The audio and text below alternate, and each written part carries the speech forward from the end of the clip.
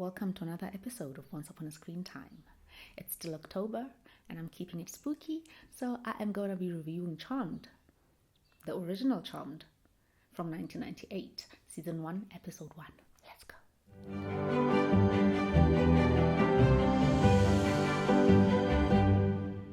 Once upon a time, in the mystical land of San Francisco, lived three sisters. These aren't your average sisters who spend their time arguing over who gets the last piece of pizza or who left the bathroom light on. No, these sisters are the charmed ones, destined to unlock their magical powers, vanquish demons, and save the world, while managing to maintain glossy hair and perfect 90s outfits. Because, obviously, magic works better when you look fabulous.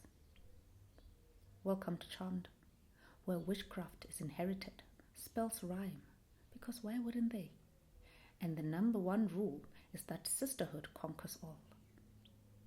In the very first episode, we are introduced to the Halliwell sisters, who will soon discover that their family legacy involves more than just awkward family dinners and questionable dating choices. They are witches, and life as they know it is about to get a whole lot more complicated and more dramatic. In every fairy tale, the setting is important.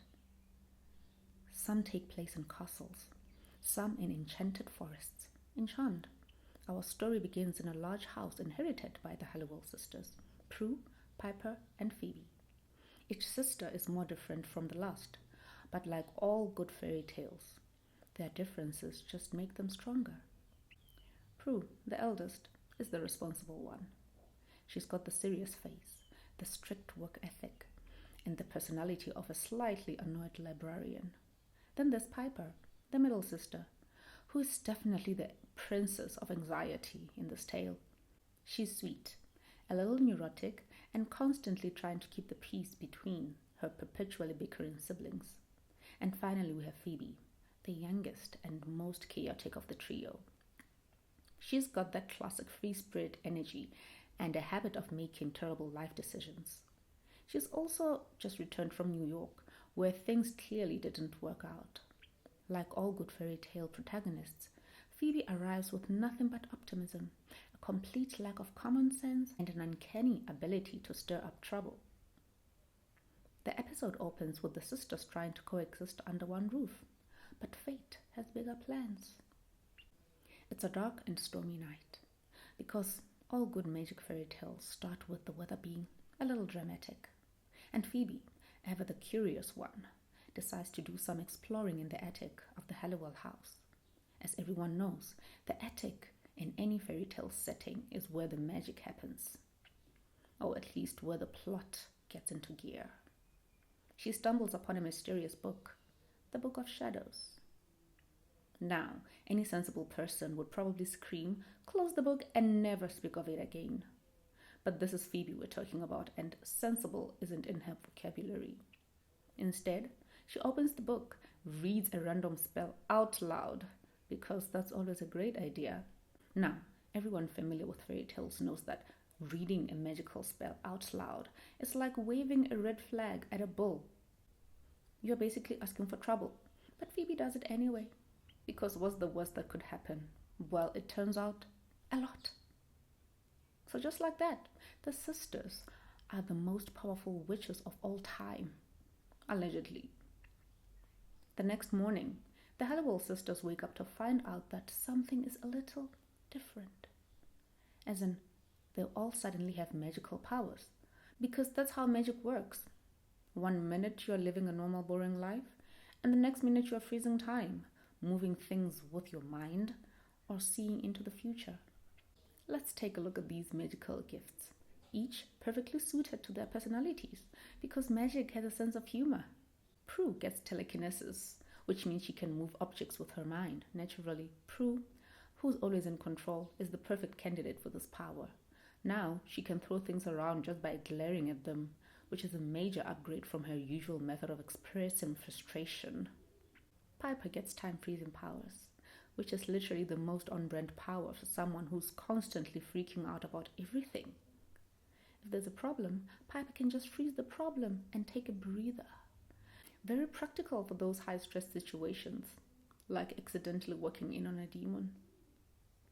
Phoebe gets premonitions, which, in the true youngest sibling fashion, is the least fleshy power of them all. Instead of hurling objects or freezing time, Phoebe's power is basically the medical equivalent saying, I knew that was going to happen. Sure, it's handy, but try impressing your friends with it at parties.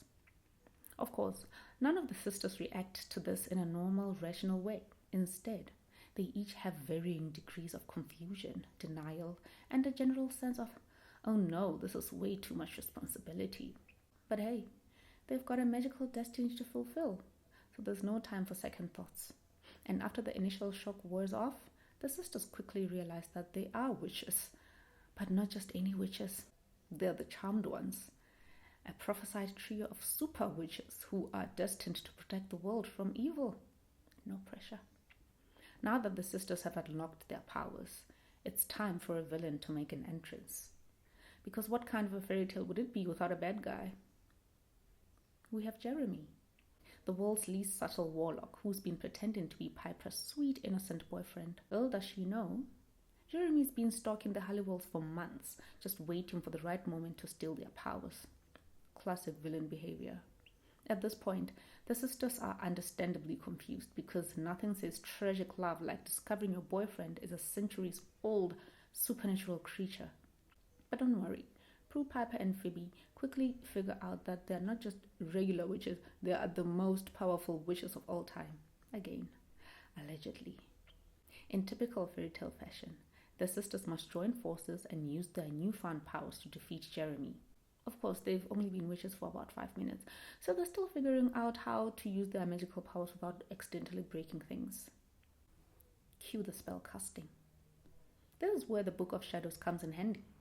The sisters quickly find a spell to vanquish Jeremy, but because this is charmed, the spell must be spoken rhyme.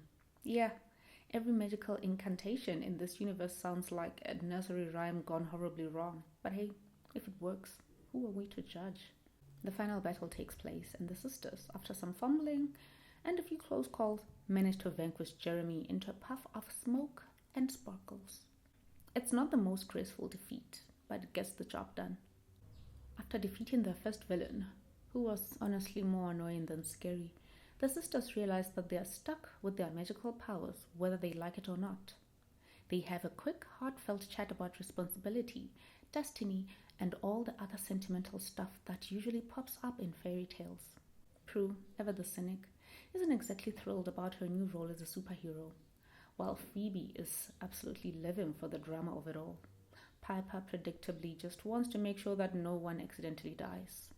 This is the part where we learn that sisterhood apparently is the real magic. Forget spells and potions. It's all about family. Because if there's one thing fairy tales have taught us, it's that love conquers all. So, the Halliwell sisters pledge to use their powers for good, most of the time, and thus the charmed ones are officially born. They may not have a fairy godmother yet, but they have each other. And really, what more do you need when you're destined to fight evil for the rest of your life? And so our fairy tale comes to an end, at least for now. The Halliwell sisters have vanquished their first villain, discovered their magical destiny, and learned that being a witch isn't as glamorous as it sounds. Sure, they get cool powers and the ability to vanquish warlocks, but they are also stuck living in a house that's basically a supernatural hotspot. Plus, they've got a magical book of responsibilities and a target on their backs, thanks to every evil creature in the world wanting to steal their powers. But despite the chaos, the Halliwell sisters know one thing for sure. If they can survive bad boyfriends, worse jobs, and an endless parade of demons, they can probably handle anything. That's the end for now.